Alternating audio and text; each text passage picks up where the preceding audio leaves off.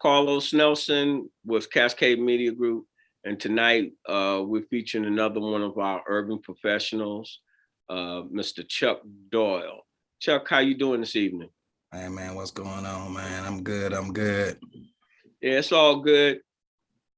Tell our audience a little bit about yourself. Most of our interviews, when I say that, it's like go back to kindergarten and give our audience a bird's eye view of who you are. Talk about the good times, the bad times. Talk about some of the mentors and lessons you learned in life, and mention some names and give some of the people that you feel were instrumental in helping you grow into who you are now, as you still are evolving. The ball is in your court, bro. What's up, y'all? What's up? No, my mom and dad pretty much spit me out in Chicago, Illinois, back in the early 70s. You know the story about Chicago, especially in the urban part. It was pretty rough. Mom and dad didn't work out, so of course the split came. I got lucky though. I'm gonna say I got lucky because instead of my mom staying in Chicago, she actually was able to get us up out of Chicago, and we ended up in pretty much a small town, Omaha, Nebraska. It was small. It wasn't small, but at that moment, it wasn't as known around the world. But now it's pretty known. Was no Chicago, that's for sure. No, it wasn't Chicago. I'm gonna tell you this. Shock. You know you ain't in the same place when you see cars just sitting out there running with nobody in them. When you see bikes just leaning up against the back fences of their houses and no chains, or them things would have been gone if it was in Chicago. And that car, nah, you ain't gonna leave your car running. You're gonna take them keys with you everywhere you go. But no, it was rough, man. And then, moving to Omaha and growing up in Omaha, man, the gangs came there. So I had to evolve into it. You can't run from it, especially when you're in the urban side of town. It's you got to survive the best way you can.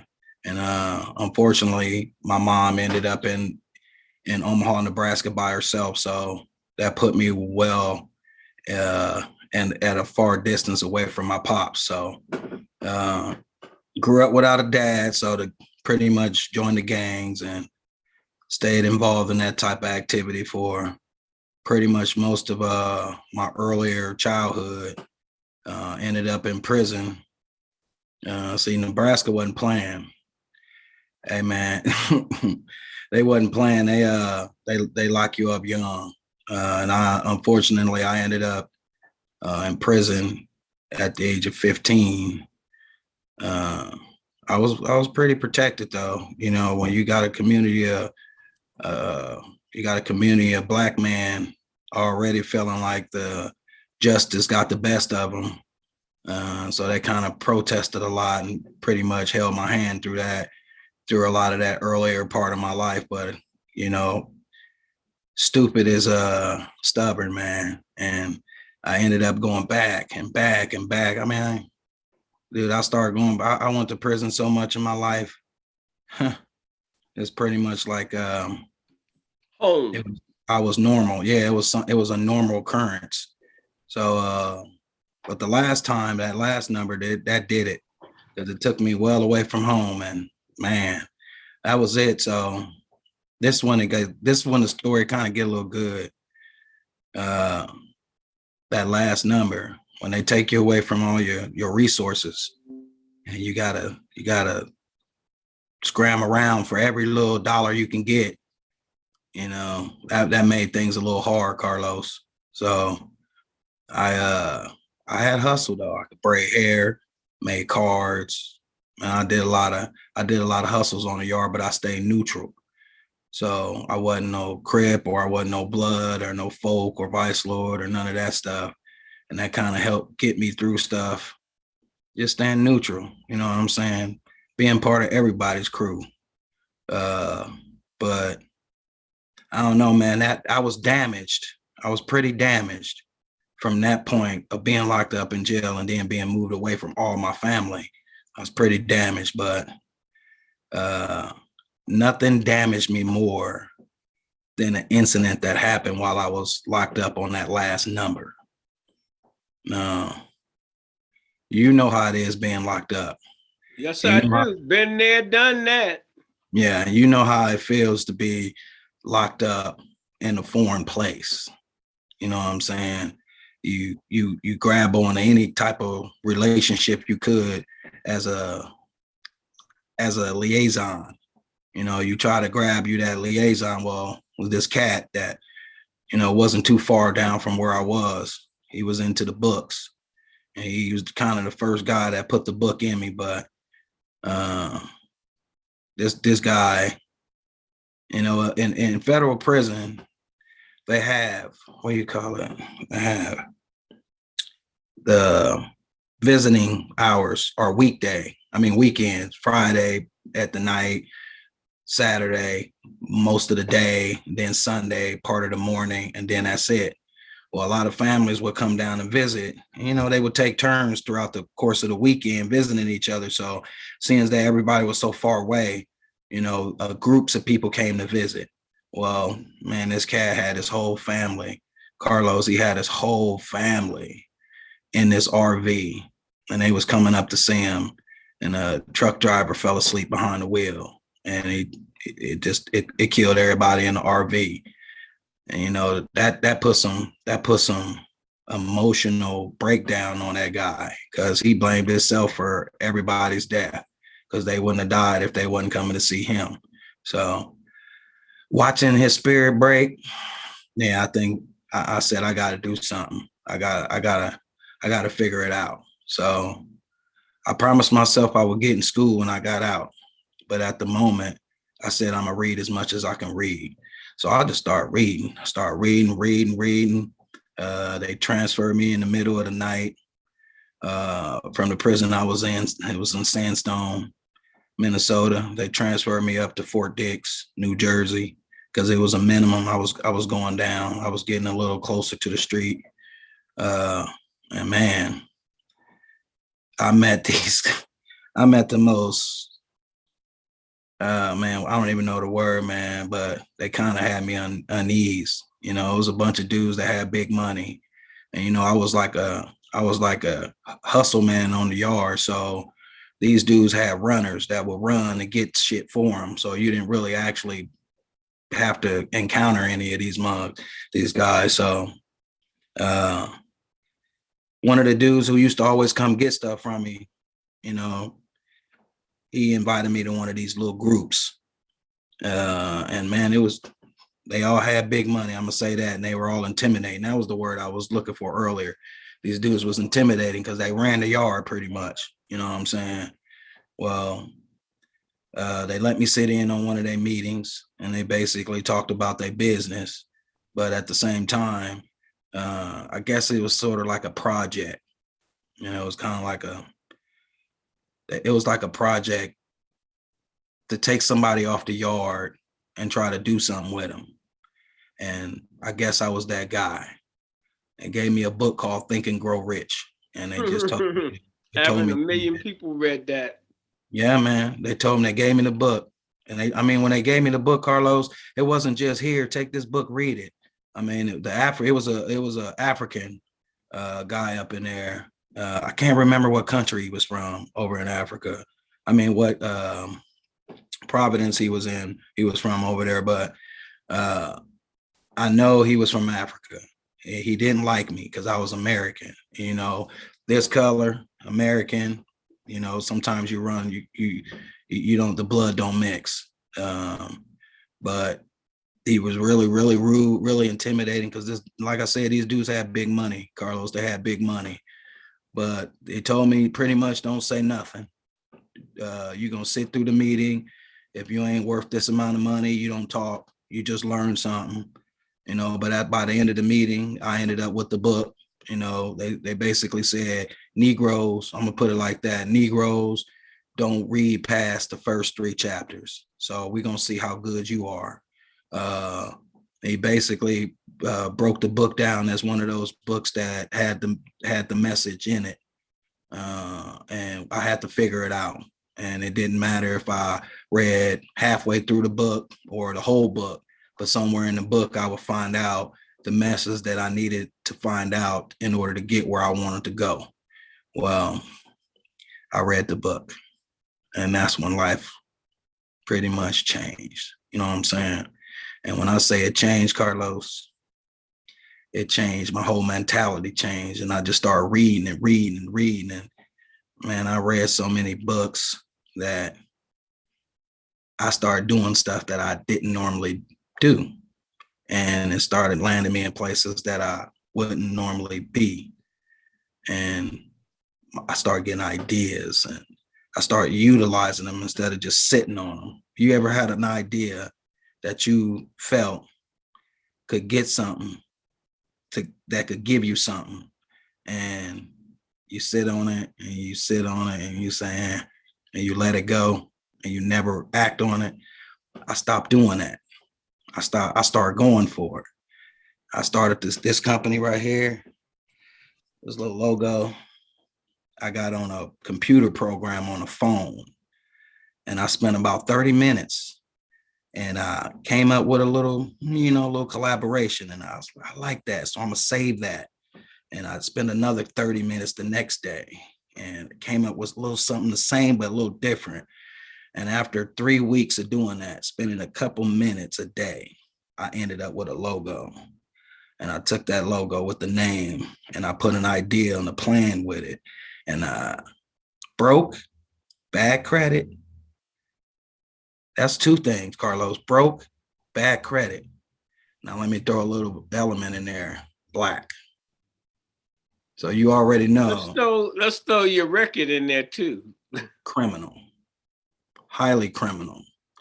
And not just once or twice, but several times. So that means he didn't get it the first couple times. He ain't gonna never get it. That type of mentality. Well, I was on something totally different, because guess what? I didn't really need that from anybody. So I wasn't expecting it. So I didn't care if they gave it. So people would doubt you for not being able to make anything out of yourself. People say you can't do it because you're broke, black, you've been incarcerated, credits shot. You know what I'm saying? They would say you can't do it. But the books, it showed me something different, and I started acting as the books would act. And man, I got around that. I got around every single one of those curves. So I've been in business. I started an electrical lighting company, Lumenus Technologies, and we call it LUTech for short. Now I knew that I had some bad stuff. I knew I had some bad stuff going for me. So you can't always go at everything by yourself. Sometimes you need some help. And a smart man will accept the help that he can get at a reasonable understanding. And as long as you have an understanding with yourself, not with anyone else, because you get the best understanding out of yourself, out of what you walking into. You make sure you get every angle. I know it's a lot that I can learn from you. We're gonna talk a lot more because I want to know your history too. But I started that lighting company, and the first year, it wasn't really bad because the influence I created for myself around the neighborhood, working for a couple of electrical companies and a couple of lighting companies, it was good influence. And when you have good influence, money don't matter. Color don't matter. People be willing to go over and beyond for you because they know what type of person you are. So I was that type of person. I like to give. I like to talk. I'm sitting here talking right now like I ain't gonna stop, but it was Well, I'm trying to get my people to know who you are and who you know is your currency in life. Most people don't really understand that to an extent. You can have these quaint sayings, but really understanding what they mean uh, is important. So, what else do you do besides the Luminous technology? Well, remember that book I was telling you about? And the chapters in the book that basically tells you that sometimes in order to reach certain heights, you got to have some sort of help because you can't do everything by yourself. Sugar don't get to your front table just because sugar jump on your front table. It goes through a long process. People need people to get things where they need to go. And the book said that. It said there's so much power in the group of the mastermind. So by creating a group of people that pretty much shared the same ideas, beliefs, and understandings as you can empower yourself and take yourself to a higher level than where you would normally be on your own. I didn't think it would work because that's a lot of people to deal with. So I kind of adapted that idea and I reached out to, I didn't go crazy. You go out there saying, I want people to join my group. I want people to do this. So you get to just calling up anybody. No, I specifically needed certain stuff out of people. You got your nosy person. You got the person that's knows they all know, has all the right answers. You got your leader. You got you got all these different personalities. You got your debater, that person that'll always doubt something. I just wanted all these little different elements, and I got it. So we started this company. We all agreed to it. Bylaws, the whole shot, lawyer. And we started putting our ideas together. And we've been pretty much growing from that. And we're in the beginning stages. The name of the group? It's called TAMIC. And TAMIC is an acronym for the American Mastermind Investment Club. And what are you all investing in? We invest in houses, stock market, small businesses. We just funded a small business called No Solutions. It's actually the podcast production company that produces my show. What's the name of your show? The First Cup KC. The First Cup KC. That? On all social media platforms, man. All social media platforms. I'm not like you though. You big, man. You guys doing big over at Cascade.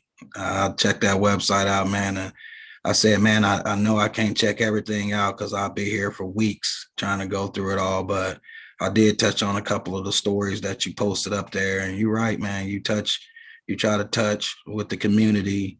You hit not just one aspect of it, but you make sure you cover everything, man. And like I say, I haven't been able to go through all of it, but I'll get around. I know I'll definitely get a chance to look through it, but y'all doing some good stuff over there. You definitely are. How can people contact you if they want to get involved with your investment group, and give them the contact information on Lumenus, the website? And then I would ask you any closing words that you would have for our viewers. They can reach me at the website to Lumenus Technologies is lutechlightingservices.com. You can reach me at the First Cup KC at gmail.com. That's about it. That's pretty much a blog, or what is what is it? So the First Cup KC is a blog. It's not just a blog, but I do a morning blog Monday through Friday, and I hit the platforms such as Facebook, Instagram, LinkedIn. What's the topics?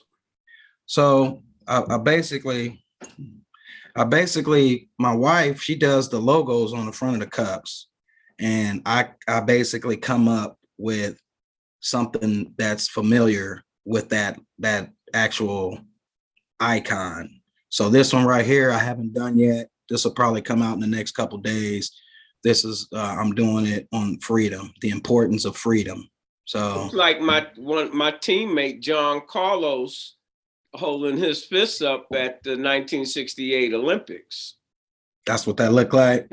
I'm saying that's what it represents. Yeah. That's when Black Power came into existence to a degree. Right. And the Panthers. Yeah. So what closing words would you have for our audience? Man, I would just say people will tell you can't do something.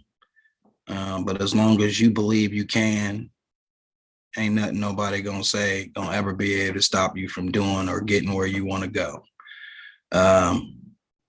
Never stop. You might fall down, but get back up. It's just a bruise, it's just a scar.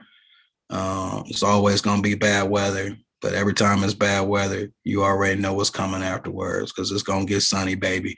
And if you're standing up, you're gonna get a lot of it. You're gonna get a lot of that sunshine. So just keep going, you know what I'm saying? And don't ever give up, no matter what. All right. It was a pleasure having you on the show. Yes, it was. We look forward to keeping an eye on what you're doing in the electrical industry and on the investment side. And as we always say in closing, when you invest in your community, you're really just investing in yourself. Good night. This program is brought to you by Black Star Group.